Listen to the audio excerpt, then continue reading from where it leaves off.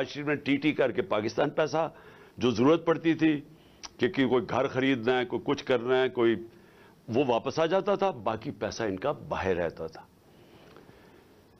अब इन लोगों का जिनका पैसा बाहर पड़ा हुआ है, इनको कोई फर्क नहीं पड़ेगा पाकिस्तान डिफॉल्ट करेगा। अगर हमारा रुपया गिरेगा तो इनका तो डॉलर में पैसा पड़ा हुआ है, इनको तो फायदा है, इसलिए इनको कोई फिक्र नहीं है जिधर पाकिस्तान जा रहा है। फिक्र आप सबको, हमारी तरह के लोगों जिनका कोई बाहर मुल्क से मैंने जिसने 30 साल मुल्क से बाहर कमाई की थी और जो उसी कमाई से फ्लैट भी लिया था, जो सब कुछ बेच के आज अपने मेरे मुल्क में पैसा, जिन लोगों का जीना मरना पाकिस्तान में, उनके लिए ये बड़ा तशवीशनाक है कि अगर मुल्क के डिफॉल्ट की तरफ चला गया, ये सारे हम जो पाकिस्तान में रहने वाले हैं, ये हम सबको बहुत बड़ा नुकसान होने वाला है। इससे ये होगा कि कोई बाहर से इन्वेस्टमेंट पाकिस्तान में नहीं आएगी। जो हमारे अपने पाकिस्तानी भी पाकिस्तान में इन्वेस्ट करना चाहते हैं, वो क्यों अपने डॉलरों को रुपए में कन्वर्ट करेंगे जब रुपया गिरता जा रहा है और उनको खौफ है कि आगे और गिरेगा।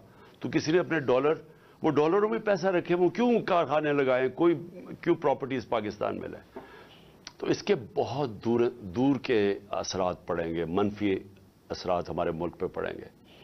तो लिहाजा मैं अपनी पाकिस्तानी कौम के लिए आज ये चीज़ें रखना चाहता हूँ कि ये हमारे जो हालात हैं, हमारी सारी कौम को समझना चाहिए कि ये हमारे मुल्क से क्या हो रहा है। मैं सबसे पहले आपके सामने ये अदाद व शुमार रखना चाहता हूँ। मैं चाहता हूँ कि मेरी सारी कौम ये पहले देख ले कि जब हमें ये पाकिस्तान मिला था 2018 को, तो पाकिस्तान की तारीख का सबसे बड़ा बैरूनी मुल्क खसारा था, करंट अकाउंट डेफिसिट 20 अरब डॉलर का। कभी इस मुल्क की तारीख में इतना बड़ा खसारा कोई छोड़ के नहीं गया। और ये जब खसारा छोड़ के गए, तो मैं आपको एक चीज़ समझाना चाहता हूँ। मेरी कोशिश ये है कि मैं अपनी कौम को इसको आगाह भी करूँ, इसकी तरबियत भी करूँ, इसको एज आपका एक बड़ा हो के आपको एजुकेट भी करूँ कि ये हुआ क्या हमारे मुल्क से। ये जब खसारा छोड़ के गए थे, तो जो पेट्रोल, जो तेल है, जो असल वजह है कि हमारा जो खर्चा, हमारे डॉलर क्यों कम होते हैं, क्योंकि हमारी जो सबसे ज़्यादा इंपोर्ट बाहर से होती है, जो हम बाहर से खरीदते हैं, वो है तेल, पेट्रोलियम प्रोडक्ट्स। तो इनके दौर में तकरीबन आधी कीमत थी तेल की आलमी मंडी में। जब हमारी बारी आई तो ये समझ जाएं कि ये तेल की कीमत, ये जो कोरोना से कि जब कोरोना की वजह से सप्लाई शॉर्टेजेस हुए हैं, तो हमारे दौर में आखिरी वक्त पे $103 से तेल गया 115-20 डॉलर तक भी पहुंचा। तो जब तेल बढ़ता है तो फिर हमारी इंपोर्ट्स बढ़ जाती हैं, इंपोर्ट्स बढ़ती हैं, डॉलर्स हमारे ज़्यादा खर्च होते हैं, डॉलर कम हो जाते हैं। डॉलर जब कम होते हैं तो रुपए के ऊपर प्रेशर पड़ता है और हमारे रिजर्व पे प्रेशर पड़ता है। तो अब ये समझें कि ये जो पाकिस्तान छोड़ के गए थे और हम जो पाकिस्तान छोड़ के गए थे, ये जो हमें इन्होंने रजीम चेंज पे किया था, तो उस वक्त पाकिस्तान की 2022 में 2021 में पाकिस्तान के जो जीडीपी दौलत में इजाफा हो रहा था वो 5.7% था, और जो हमारा 2022 था, चौथा साल था, उसमें 6% था।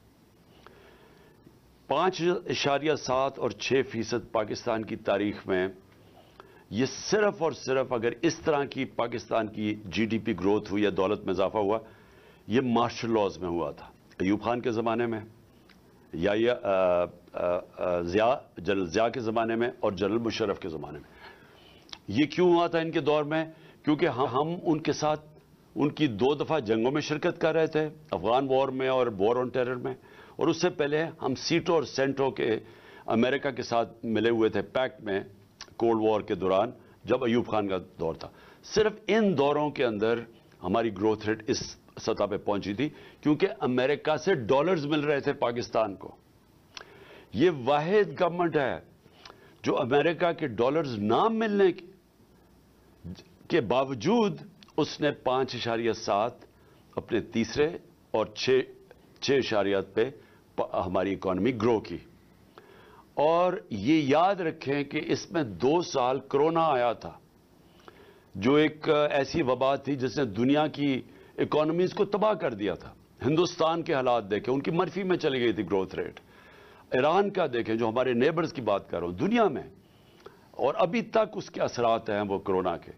تو ہمارے دور میں اس کے باوجود کہ کرونا تھی، اور یہ یاد رکھیں کہ دنیا نے اکنالج کیا تھا کہ پاکستان وہ 3 ٹاپ ملکوں میں جس نے سب سے بہترین طور پہ کرونا کو مینج کیا، اور اس کے ثبوت کیا ہے کہ ہم نے اپنی اکانومی بچا لی، اپنے غربت بچا لی، اپنے روزگار بچایا لوگوں کا، اور ہمیں اپنی انڈسٹری بچا لی، اور ہم نے یہ 5.7 اور 6% پہ گرو کیا۔ ہماری ریکارڈ ریمیٹنسز تھی، بیرون ملک پاکستانی کو سب سے زیادہ ہمارے پہ اعتماد تھا۔ 31 ارب ڈالر کی انہوں نے ریمیٹنسز بھیجی، جو ریکارڈ تھا۔ نون لیگ کی دور میں 19.6% ریمیٹنسز تھی، ہم نے ادھر سے لے کے گئے 3.5 سال میں 32 ارب ڈالر پہ۔ ہمارا جو ڈیفیسٹ چھوڑ کے گئے ہم، اس کے باوجود کہ تیل کی قیمتیں ریکارڈ کی پرائس پہ تھی، ساری چیزیں مہنگی ہو گئی کرونا کی وجہ سے، سپلائی شارٹیجز کی وجہ سے، اس کے باوجود ہم جو جی ڈی پی چھوڑ کے گئے تھے کرنٹ اکاؤنٹ بیرونی ڈیفیسٹ، وہ 4% تھا۔ نون لیگ چھوڑ کے گئی تھی 5.8%، جب تاریخی سب سے کم تیل کی قیمتیں تھیں۔ ہماری گندم 27.5 ملین ٹن ہماری گندم تھی، جو کہ ریکارڈ تھا پاکستان کی تاریخ میں۔ ہماری جو چاول تھا وہ 9.3 ملین ٹن تھا، جو ریکارڈ تھا۔ ہمارا جو مکئی تھی وہ 9.6 ملین ٹن تھی، وہ ریکارڈ تھی۔ اور ہماری آخری سال میں جو گنا تھا وہ تقریباً 90 ملین ٹن تھا، جو کہ ریکارڈ تھا۔ جو ان کی بجلی کی جنریشن تھی، اب یہ سمجھیں، انہوں نے بجلی جو کانٹریکٹ سائن کیے تھے پاور جنریشن کے نون لیگ نے، اس میں یہ تھا کہ اگر ہم بجلی خریدیں یا نہ خریدیں ہمیں کیپیسٹی پیمنٹس پہ چارج۔ انہوں نے کوئی اپنی اس دور میں ڈیم نہیں بنائی۔ ہم نے 6 ڈیمز کا شروع کیا، جس میں 2 بڑی ڈیمز تھی۔ یہ 50 سال کے بعد ہم نے شروع کیا۔ ہم نے ہیلتھ کارڈ کیا، جو دنیا اکنالج کرتی ہے کہ ایک لانسٹ میگزین ہے جو دنیا کی سب سے بڑی ہیلتھ ایشوز کے اوپر میگزین آتی ہے، جو سب سے ریسپیکٹڈ ہے، اس میں انہوں نے ہماری تعریف کی کہ جو پاکستان ہیلتھ کارڈ لے کے آیا ہے، یہ ہمارے سے بڑے امیر ملکوں کے اندر بھی اس طرح کی لوگوں کے لیے، عوام کے لیے ہیلتھ انشورنس نہیں تھی جو ہم لے کے آئے۔ ہمارا جو اساس پروگرام تھا وہ انٹرنیشنلی اکنالج ہوا۔ وہ جو کارنل یونیورسٹی تھی، انہوں نے اسٹینفورڈ یونیورسٹی کی ریسرچ نے کہا کہ پاکستان ایک فلائی ریاست کی طرف جا رہا ہے، جو ہمارا احساس پروگرام تھا۔ اور ہماری جو بلین ٹری سونامی تھی، جو ہم درخت لگانے کی کیمپین شروع کی ہوئی تھی، یہ انٹرنیشنلی اکنالج کیا گیا۔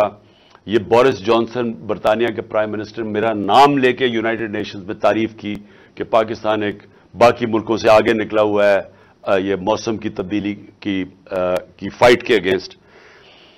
اور اب میں آتا ہوں کہ ہوا کیا پاکستان سے۔ میں جو یہ آج میری پریس کانفرنس ہے، اس کا مقصد یہ ہے کہ رجیم چینج ہوا۔ یہ جب میں آپ کو اعداد و شمار دے رہا ہوں، یہ پاکستان کی جو اکنامک سروے آف پاکستان ہے، اس میں یہ شائع ہوئے ہیں، اور میں یہ پھر سے کہوں کہ یہ اس حکومت نے شائع کیے ہیں، یہ ہمارے دور کی اکنامک سروے میں شائع نہیں ہوئے۔ تو یہ جو میں آپ کو دے رہا ہوں اعداد و شمار، یہ ہمارے ہر سال کی جو اکنامک سروے نکلتی ہے اس میں سے میں آپ کو فگرز دے رہا ہوں۔ اب دیکھیں ہوا کیا، ووٹ آف نو کانفیڈنس آ گئی۔ جس دن ووٹ آف نو کانفیڈنس آئی تو 178 روپے کا ڈالر تھا۔ آج اوپن مارکیٹ کے اندر 250 روپے کا ڈالر نہیں مل رہا۔ آج آفیشل ریٹ ہے 224 روپے ڈالر کی۔ 250 روپے کے اندر ڈالر آج پاکستان میں نہیں مل رہا۔ جو بڑی امپورٹنٹ چیز آپ کے لیے سمجھیے، لارج سکیل مینوفیکچرنگ انڈسٹری. ملک کی دولت کے اندر اضافہ کیسے ہوتا ہے؟ جب آپ کی انڈسٹری بڑھے. انڈسٹری بڑھتی ہے، روزگار ملتا ہے، آپ کے پاس چیزیں آتی ہیں لوگوں کو بیچنے کے لیے، ایکسپورٹ کرنے کے لیے. تو یہ ایک بیسک چیز ہوتی ہے جس سے ایک ملک کی دولت میں اضافہ ہوتا ہے، ویلتھ کریشن ہوتی ہے. ہمارا جو آخری مارچ کا مہینہ تھا، 27% پاکستان کی لارج سکیل مینوفیکچرنگ میں گروتھ ہوئی، اس میں اضافہ ہوا.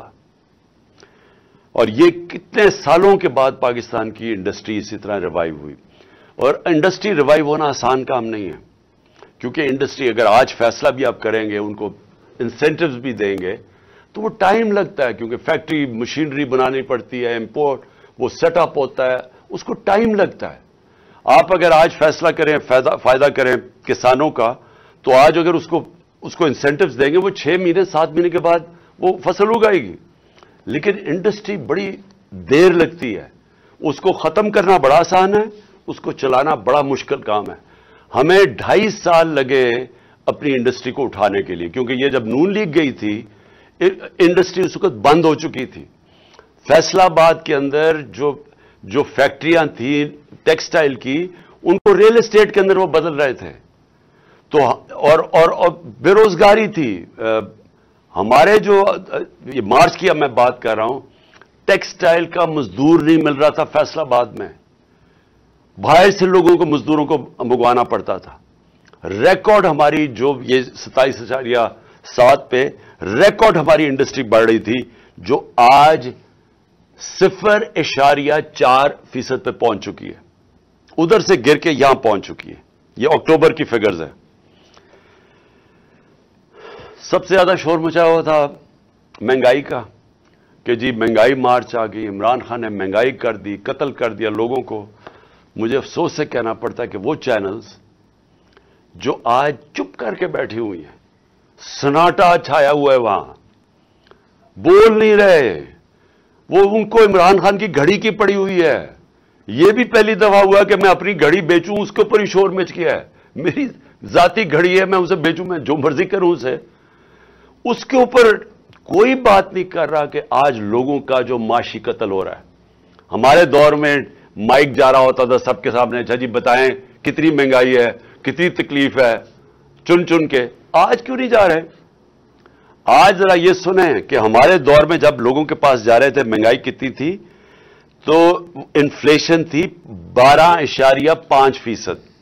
اس پہ جناب بلاول بھٹو نے اتنا جوش میں کہ میں مہنگائی مارچ کرنے لگا ہوں، میں کمپٹیشن دیں گے اسلام آباد میں پہنچ کے.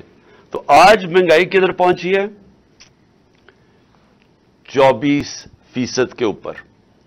دگنی ہے آج مہنگائی اس دور کی. کوئی کسی کو فکر نہیں ہے کہ مہنگائی میں کیا ہو رہا ہے. 50 سال میں سب سے زیادہ مہنگائی ہے آج پاکستان میں.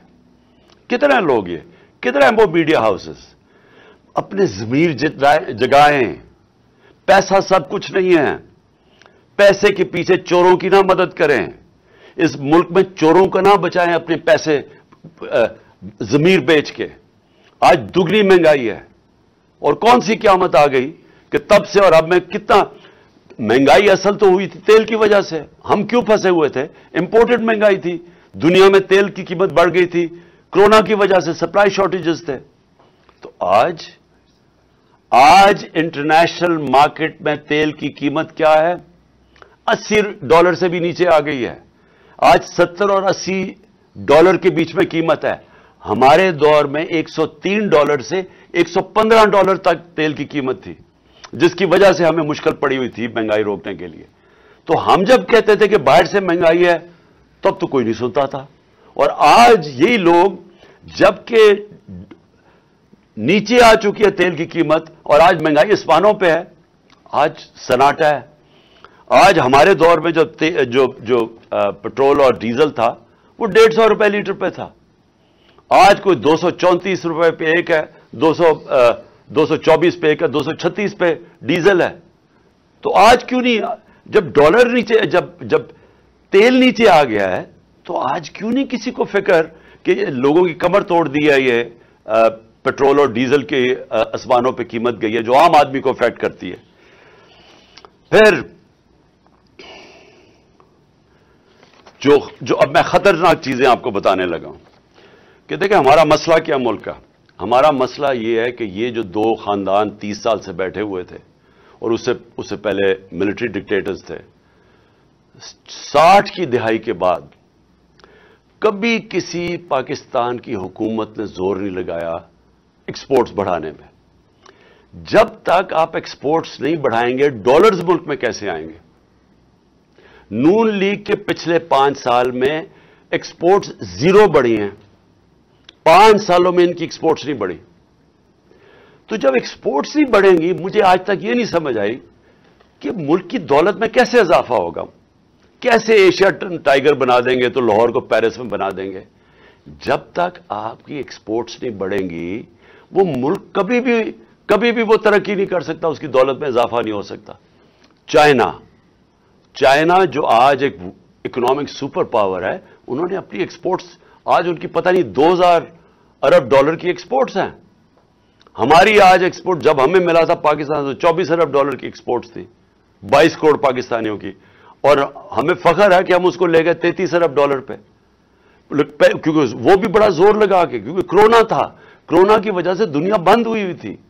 2 سال تو چائنا بند رہا ہے, تو اس کے باوجود ہم 33 ارب ڈالر. تو ایکسپورٹس کے اوپر کبھی کسی نے زور لگایا نہیں ہے. تو آج پاکستان کے اندر جو خوفناک بات کیا ہے کہ ہماری ایکسپورٹس گرنی شروع ہو گئی ہے. جو ہماری ایکسپورٹس بڑھ رہی تھیں اور جو ریکارڈ پہ پہنچی تھی, اور ہمارا خیال تھا کہ اگر ہم رہتے تو وہ 38 ارب ڈالر پہ پہنچ جانی تھی, وہ اب ہر مہینے 18% ایکسپورٹس پاکستان کی گر رہی ہیں. تو بجائے دولت میں اضافہ ہونے کے وہ نیچے آ رہا ہے.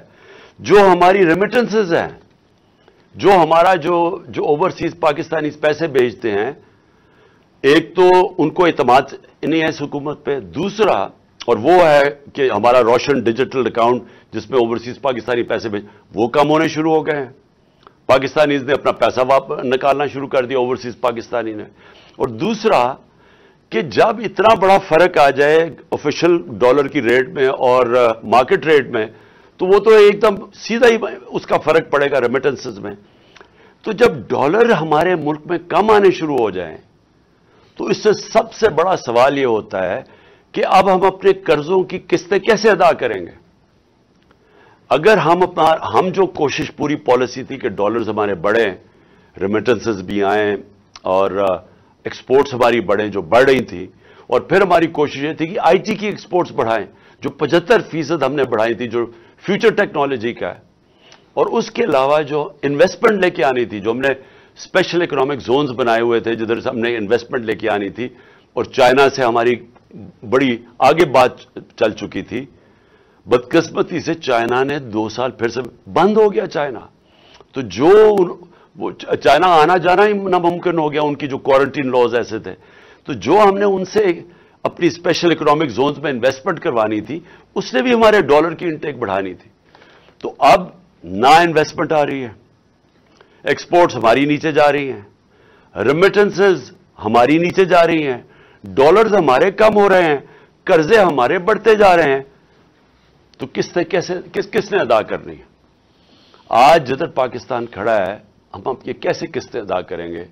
اور یہ میں پھر سے اسی پہ آ گیا ہوں کہ مجھے آج کیوں خطرہ ہے, کیوں ہماری طرح کے لوگوں کو خطرہ ہے اور فکر پڑی ہوئی ہے, اور کیوں ان کو نہیں فکر. میں سب سے پوچھتا ہوں, اپنی اسٹیبلشمنٹ سے پوچھتا ہوں, اپنے ہر طبقے کے پاکستانی سے پوچھتا ہوں کہ کیا آپ کو فکر نہیں ہے کہ آپ پاکستان کدھر جا رہا ہے؟ میں جب الیکشنز کی بات کرتا ہوں, میں الیکشنز کی اپنی ذات کے لیے نہیں بات کر رہا, میں تحریک انصاف کے لیے نہیں بات کر رہا. تحریک انصاف نے تو جب بھی یہ الیکشن کروائیں گے انشاءاللہ, جس طرح کی پبلک سپورٹ ہے آج پی ٹی آئی کی, پاکستان کی تاریخ میں کسی پولیٹیکل پارٹی کی نہیں تھی. 4 صوبوں میں یہ پارٹی پھیلی ہوئی, باقی تو 2 پارٹیز رہ گئی ہیں, چھوٹی چھوٹی پارٹیز صوبائی پارٹیز بن گئی ہیں. تو انہوں نے تو جب بھی الیکشنز ہو ہم نے جیتنا ہے. تو ہمیں یہ نہیں فکر کہ اگر الیکشن ٹائم پہ ہوں گے تو ہمیں کوئی فرق پڑ جائے گا. مجھے خوف آ رہا ہے کہ جتنی دیر اب یہ گورنمنٹ چلے گی, اس ملک کا جو معاشی بحران ہے وہ بڑھتا جائے گا. اور وہ کیوں بڑھے گا؟ کیونکہ جب تک ملک میں پولیٹیکل سٹیبلٹی نہیں آتی, सियासी तौर पे मुल्क में इस्तेकाम नहीं आता तो माशी तौर पे तो इस्तेकाम आ ही नहीं सकता। सारी दुनिया की कॉमन सेंस है कि माइशत तब तरक्की करती है जब सर्टेनिटी होती है, जब इस्तेकाम होता है। मैं अगर आज बिजनेसमैन हूं, मैं आज एक इन्वेस्टर हूं, मैं तो तब पैसा लगाऊंगा जब मुझे पता चलेगा कि ये 4-5 साल की हुकूमत चल रही है और मेरा आज अगर पैसा लगाऊंगा तो 2-3 साल के बाद जब मुझे इसका नफा आना शुरू होगा। मुझे जब यही नहीं पता कि 6 महीने में क्या होगा और अगले 8 महीने में क्या होगा, कौन पैसा लगाने लगा है? ऊपर से पाकिस्तान की, जिस तरह मैंने कहा, जब क्रेडिट रेटिंग ही गिर गई है, जब पाकिस्तान के रिस्क डिफॉल्ट इतनी 100% तक पहुंच चुकी है, तो किसी ने पैसा ही नहीं देना, ना किसी कमर्शियल बैंक ने पैसा देना है, ना किसी इन्वेस्टर ने आना है। तो ये तो इनके पास तो अब कोई रोड मैप ही नहीं है। इनकी तो सिर्फ अब एक कोशिश हो रही है, और कोशिश इनकी अब आज क्या है? कोशिश बड़ी सीधी है। कोशिश है कि ना मैच अब ये खेल नहीं सकते। 36 जो बाय इलेक्शंस हुए थे उनमें से 29 पाकिस्तान पीटीआई जीत गई है। इसके बावजूद कि इनके पास पूरी स्टेट मशीनरी थी, इनके साथ पूरा जो इस मुल्क की इलेक्शन कमीशन है, जिसने बेशर्मी से जिस तरह उन्होंने इनकी मदद की, और एस्टेब्लिशमेंट इनके साथ थी। हमें कहा गया था ना जी सिलेक्टेड है, तो अब तो किसी में शक नहीं होना चाहिए ना कि कौन सिलेक्टेड है। जिसके साथ, इन सब के साथ सारे मुल्क के जो भी इस मुल्क के पावर हाउसेस थे वो इनके साथ खड़े थे। उसके बावजूद 75% बाय इलेक्शंस पीटीआई जीती है। अब इस खौफ से इन्होंने इलेक्शन नहीं करवाने। नवाज शरीफ वहां बाहर बैठा हुआ है, उसने वो उल्टा लटक जाएगा, इलेक्शन नहीं करवाएगा, क्योंकि उसे पता है इलेक्शन में रिजल्ट इनसे बहुत बुरा होना है। लिहाजा ये डिले करना चाहते हैं। इनकी तो अगर कोशिश हो तो ये तो इससे भी आगे जाना चाहते हैं। तो अगर ये इलेक्शन नहीं होगा, तहरीक इंसाफ का नुकसान नहीं होने लगा, मुल्क का नुकसान हो रहा है। मुल्क जिस तेजी से नीचे जा रहा है, मुझे छोड़ें, बाहर के कोई भी इंडिपेंडेंट जो माइशत के तज्जियाकार हैं, किसी से पूछ लें। ये जो मूडीज और फिच जो क्रेडिट रेटिंग करते हैं दुनिया में मुल्कों की, क्या वो तो हमारे साथ नहीं है जो कह रहे हैं कि आज पाकिस्तान की रेटिंग बिल्कुल नीचे गिर चुकी है? जो आज अगर हमारी जो CAD है, जो हमारा जो क्रेडिट रिस्क है आज पाकिस्तान की, जो आज 100% पे पहुंच चुकी है, तो वो तो हमारे नहीं है। इसका मतलब सारी चीजें बता रहे हैं कि मुल्क जा रहा है इस वक्त माशी तबाही की तरफ, और इसको निकालेगा सिर्फ इलेक्शन। अब ये क्या कोशिश कर रहे हैं, मैं कौम के सामने आखिर में ये बात रखना चाहता हूं। इनकी कोशिश क्या है? इनकी नंबर 1 कोशिश ये है कि इनके सारे करप्शन के केसेस खत्म हो। मुझे बड़े अफसोस से कहना पड़ता है कि इनको NRO 2 दिया गया, और जिसने दिया हम सब जानते हैं किसने इनको NRO 2 दिया। NRO 1 जनरल मुशर्रफ ने दिया, NRO 2 इधर जो मुल्क का ताकत में था उसने दिया। और उसकी वजह से क्या हुआ है कि सारे करप्शन के केसेस इनके खत्म हो रहे हैं, एक एक के। और वो करप्शन केसेस जो इनके दौर में बने हुए थे, ये केसेस हमारे दौर में नहीं। स्वाय शहबाज शरीफ के केसेस, जो FI का केस था, और जो वो TT का केस, 24 अरब के जो इस खानदान पे केसेस थे, बाकी सारे केसेस इनके पुराने केसेस थे। सारे केसेस बारी बारी माफ हो रहे हैं। इन्होंने NRO 2 अपने आप को, NRO 2 जो कि असेंबली के अंदर कानून पास करके जो नैब में तरमीम की है, अब ये सब बच जाएंगे। और यही मकसद इनका आने का था। मुल्क का फिर से मैं आपको, इनको कोई फिक्र नहीं है कि उनके पैसे बाहर पड़े हैं, तो इनको करप्शन के अपने केसेस माफ करवाएंगे एक एक करके। हर रोज हम देखते हैं कि कभी वो पहले मरियम बच गई, फिर उसके बाद वो इसहाक डार आया, वो ड्राई क्लीन हो गया। उसके बाद अब ये राना सनाउल्लाह को भी उन्होंने फैसला किया कि ये तो बिल्कुल ही साफ और शफाफ हो गया। और फिर अब सलमान शहबाज साहब लंदन से वापस आ रहे हैं, جو کہ مفرور تھا. کس چیز پہ مفرور تھا؟ کیونکہ یہ اس کی کمپنی تھی رمضان کا, یہ ڈائریکٹلی اس کا سی او یا ڈائریکٹر تھا. 16 ارب روپے کے انہوں نے نوکروں کے نام پہ پیسہ لیا اور ان کی فیملی میں ڈسٹریبیوٹ ہوا. کوئی بھی دنیا میں اس کیس میں نہیں بچ سکتا تھا, اور وہ اس لیے ایک دم جب اسے پتا چلا وہ باہر بھاگ گیا, اور اب وہ واپس آ گیا ہے کیونکہ وہ بھی ڈرائی کلین ہوگا. 4 گواہ مر چکے ہیں جیسی ان کی حکومت آئی. 4 گواہ اس کیس میں, مقصود چپڑاسی والے کیس میں مر چکے ہیں. مقصود چپڑاسی بھی بیچارہ مر چکا ہے, ڈاکٹر رضوان بھی مر چکے ہیں جو انویسٹیگیٹر تھے. تو ادھر سے بھی پاک ہو جائیں گے اب, اس لیے وہ واپس آ گیا ہے. اور جو ٹی ٹی کے کیس ہیں, جو انہوں نے فلودہ والا اور وغیرہ کے نام اور پتہ نہیں چینی والا کے نام پہ جو کبھی پاکستان سے باہر بھی نہیں گئے تھے, انہوں نے ان کے پاسپورٹ لے کے تو اربوں روپیہ ان کے نام پہ پاکستان منگوایا. وہ بھی اب سارے کیسز میں ڈرائی کلین ہو جائے گی, کیونکہ نیب کا اپنا اوپر آدمی انہوں نے رکھ دیا ہے. ایف آئی آئی کا انہوں نے اپنا دونوں ادارے تباہ کر دیے ہیں صرف اپنے آپ کو بچانے کے لیے. اور باقی ان 2 اداروں کا یہ کام اب ہے کہ کیوں یہ ٹائم چاہتے ہیں. یہ ٹائم اس لیے چاہتے ہیں کہ تحریک انصاف کے اوپر کیسز کیے جائیں, عمران خان کو ڈسکوالیفائی کیا جائے. کیسز ڈھونڈو, کسی طرح اس کو ڈسکوالیفائی کیا جائے. اپنا انہوں نے ایک بددیانت دار الیکشن کمشنر بٹھایا ہوا ہے. کبھی کسی ملک کی تاریخ میں ایسا نہیں ہوا کہ وہ ایک آدمی 2.5 سال سے ہمارے خلاف فیصلے کر رہا ہے. ہم 8 دفعہ عدالت میں گئے ہیں اس کے فیصلوں کے خلاف, انہوں نے اوور ٹرن کر دیا, اس کے فیصلے رد کر دیے. ہم سپریم جوڈیشل کاؤنسل میں اس کو لے کے گئے ہوئے ہیں, ہم نے اس کے اوپر کیسز کیے ہوئے ہیں. ہمارے کیسز نہیں سنے جا رہے اور وہ ہمارے اوپر کیسز پہ کیسز کیے جا رہے ہیں. اور صرف ایک پوائنٹ ایجنڈا ہے کہ مجھے ڈسکوالیفائی کرے اور ہماری پارٹی کو نقصان پہنچائے. ایک منٹ. اور میں جو اس کے ساتھ ساتھ جو سب سے بڑا جو میں آخر میں بات کرنا چاہتا ہوں وہ اعظم سواتی کی ہے. میں سمجھتا ہوں کہ ایسا میں نے اپنے ملک میں مارشل لاز میں ایسے حالات نہیں دیکھے جو اعظم سواتی سے ہو رہا ہے. اعظم سواتی کا قصور کیا تھا؟ اس نے ایک ٹویٹ کی جس نے اس نے جنرل باجوہ کو کہا کہ اس نے NRO2 دیا پاکستان میں. یہ سارا پاکستان کو پتا ہے کہ اس نے NRO2 دیا ہے, لیکن اس کے اوپر جو اس کو سزا ملی ہے, کون سے معاشرے کے اندر اس طرح کا ظلم ہوتا ہے کہ ایک سینیٹر اپنا پوائنٹ آف ویو نہیں دے سکتا؟ بھئی آپ کہتے نہیں دیا, لیکن یہ تو نہیں کر سکتے آپ کو ننگا کر کے اس کو مارو, بچوں کے پوتوں پوتیوں کے سامنے اس کے اوپر ظلم تشدد کرو, اس کے بعد اس کو یہ جو آپ کر رہے ہیں اس کی پھر بیوی کے اور بیٹی کے سامنے گندی کیسٹ بھیجو, اس کے بعد وہ اس کے اوپر کیسز کر دو, کوئی 30 کیسز کر دو.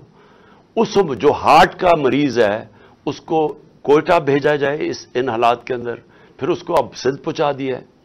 اس کے گھر کے اوپر انہوں نے واردات کی ہے, ایک دم CDO کو پتا چل گیا کہ اس نے کچھ اس کا گھر سیل کر دیا ہے. کون سی دنیا کے اندر اس طرح کے حالات ہوتے ہیں جو اپنے آپ کو جمہوریت کہتی ہے؟ یہ ظلم کا نظام ہے, اس کی انتہا ہے. اس کے اوپر میں صرف ختم کرتا ہوں حضرت علی کا قول سے کہ کفر کا نظام چل جائے گا لیکن اس طرح کا ظلم کا نظام نہیں چل سکتا.